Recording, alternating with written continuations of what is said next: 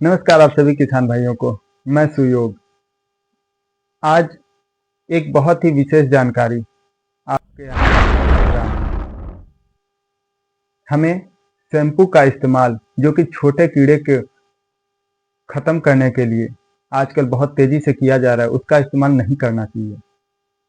यदि हम गौ आधारित खेती कर रहे हैं तो हमें इससे बहुत ही दूर रहना चाहिए। इसका प्रभाव, दुष्प्रभाव हम सब आपको बताएंगे और इसके बदले हमें क्या इस्तेमाल करना चाहिए उन कीड़ों को हटाने के लिए, जो कि आप अपने यहाँ देखे होंगे। अड़हुल के फूल, सेव के पेड़ या अन्य छोटे फूल पौधों पे बहुत तेजी से उनके तना के ऊपरी भाग पे, जहाँ पे नई कलियां, नए पत्ते निकलते हैं, वहां पे बहुत ज्यादा मात्रा में सफेद सफेद कीड़े फैले रहते हैं, जो कि हम उन्हें टच करते हैं तो हमारे हाथों में सफेद कलर सा आ जाता है। तो उन्हें मारने के लिए, उन्हें हटाने के लिए हम शैम्पू का इस्तेमाल आजकल देख रहे हैं कि चलो एक पुड़िया शैम्पू इस्तेमाल कर लिए और पानी में घोल के छिड़काव कर दिए, वो हट जाते हैं। तो वो हट तो जाते हैं, मर जाते हैं, लेकिन उसका प्रभाव क्या क्या पड़ता है, दुष्प्रभाव, वो हम आपको बताएंगे। तो जब हम शैम्पू का इस्तेमाल करते हैं तो वो कीड़ों को मारने के साथ साथ हमारे शत्रु कीड़ों के साथ साथ मित्र कीटों को भी समाप्त करता है। और यदि मिट्टी में हम डाल रहे हैं तो केंचुए और अन्य हमारे मित्र कीट उससे प्रभावित होते हैं। उसके साथ ही वो पत्ते के तनों पे जब छिड़काव होता है तो वहां से वैक्स लेयर, जो कि हमारे पेड़ पौधों के होते हैं, ऊपरी सतह, उसे समाप्त कर देता है। क्योंकि जो उनमें क्लीनिंग का शैम्पू में केमिकल यूज हुआ होता है, जो कि हमारे बॉडी या सर के बालों को क्लीन करने के लिए जो केमिकल यूज होते हैं, वो इस लेयर को समाप्त कर देता है, पौधों के वैक्स लेयर को समाप्त कर देता है। तो इसमें खुशबू के लिए भी शैम्पू में केमिकल यूज होता है। हमारे शरीर पे और हमारे बालों में कंडीशनर भी केमिकल यूज होता है। तो वो केमिकल जब हमारे पत्तों पे, पेड़ों पे, तनों पे पड़ता है तो वो एक लेयर बना लेता है। तो क्या प्रभाव किया?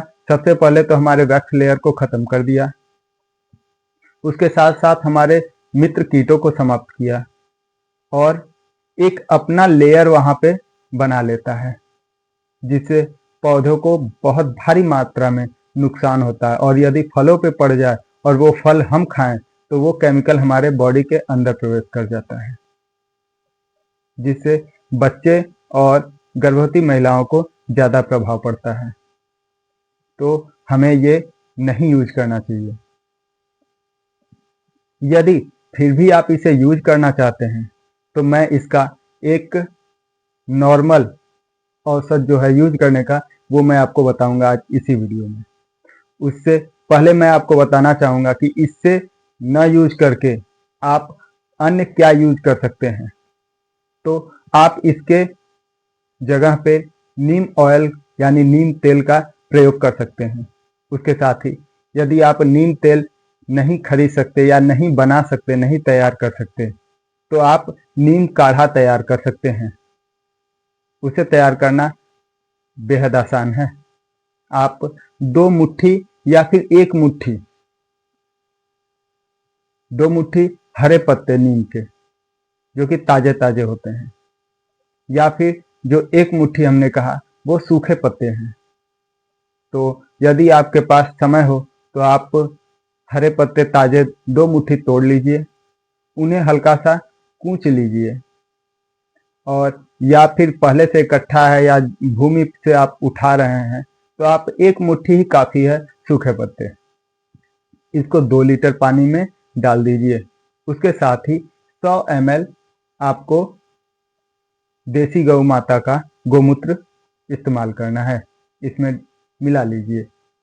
और 3-4 तीखी मिर्च, तीखी हरी मिर्च 3-4 कली आपको यूज कर लेना है। और 3-4 कली ही आपको लहसुन, पूरी पोटी नहीं, उसमें से जो 3-4 कलियां होती हैं लहसुन की, सिर्फ वो इस्तेमाल करना है। उन्हें भी हल्का कूच के आप इस पानी में मिला दीजिए। उसके बाद इसे आग पे आप तब तक गर्म कीजिए जब तक ये आधा ना हो जाए। लेकिन कौन सा बर्तन यूज करना है वो भी आप नोट कर लीजिए। मिट्टी का बर्तन ज़्यादा अच्छा होता है। यदि वो नहीं है तो आप स्टील का बर्तन यहाँ पे इस्तेमाल कर सकते हैं। आप इसका इस्तेमाल जब आपका तैयार हो जाए तो ये 1 लीटर आपका लिक्विड यानी हमारा काढ़ा, नीम काढ़ा, आप इसे 9 लीटर पानी में मिला के इस्तेमाल कर सकते हैं। आप इसे 24 से 48 घंटे के अंदर यदि इस्तेमाल करते हैं तो ज़्यादा फायदा होता है। जब इसका इस्तेमाल हम करें तो ये कई 4-5 से ज़्यादा कीड़ों को, जो शत्रु कीट हैं, उन्हें रोकता है। ये सफ़ेद वाले जो मिलीबग्स हैं इन्हें तो रोकता ही है, उसके साथ साथ पत्ती छेदक, पत्ती चूसने वाले, इन कई तरह के और कीड़ों को रोकता है। इसका छिड़काव आप सुबह या शाम में करें, धूप में इनका छिड़काव नहीं करें। और जब हम इनका छिड़काव कर रहे हैं तो हमें ध्यान देना है कि हमें पत्तों के निचले हिस्से में, जो कि पत्तों के नीचे के हिस्से हैं, उन पे ज़्यादा मात्रा में छिड़काव करना है। आप इसे मिट्टी के जड़ों में भी, पत्तों के, पेड़ों के, आप हर जगह इसका छिड़काव कर सकते हैं।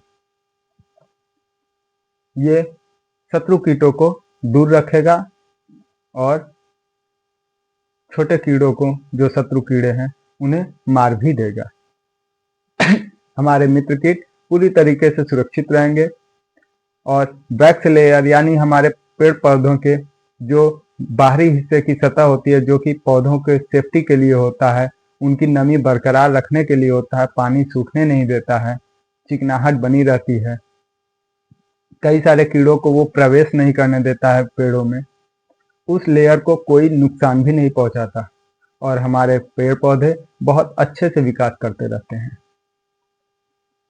तो आप नीम काढ़ा का इस्तेमाल कर सकते हैं।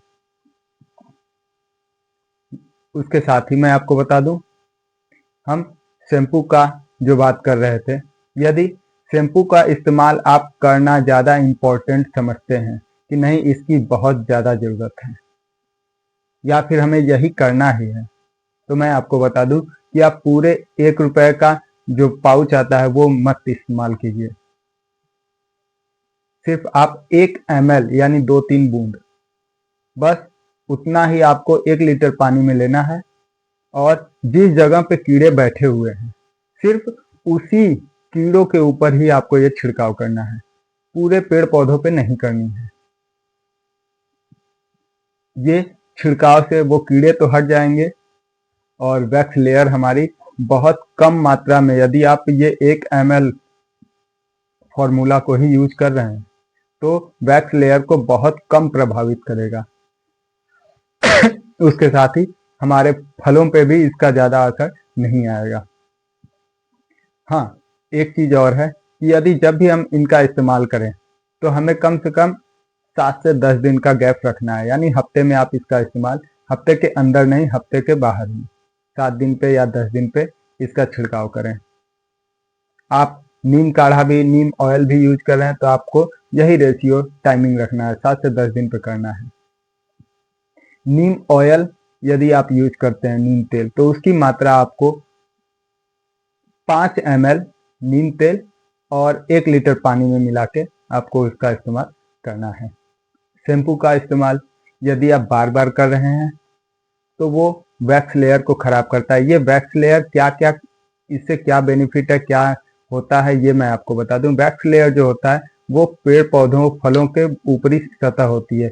इसके हट जाने से हमारे पेड़ पौधों पे अन्य कीड़ों का अटैक बढ़ जाता है।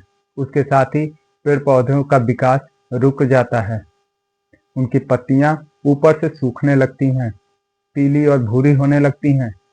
शैम्पू का ज़्यादा इस्तेमाल करने से हमारे पौधे पूरी तरीके से खराब होने लगते हैं, विकास पे बहुत ज़्यादा असर डालता है।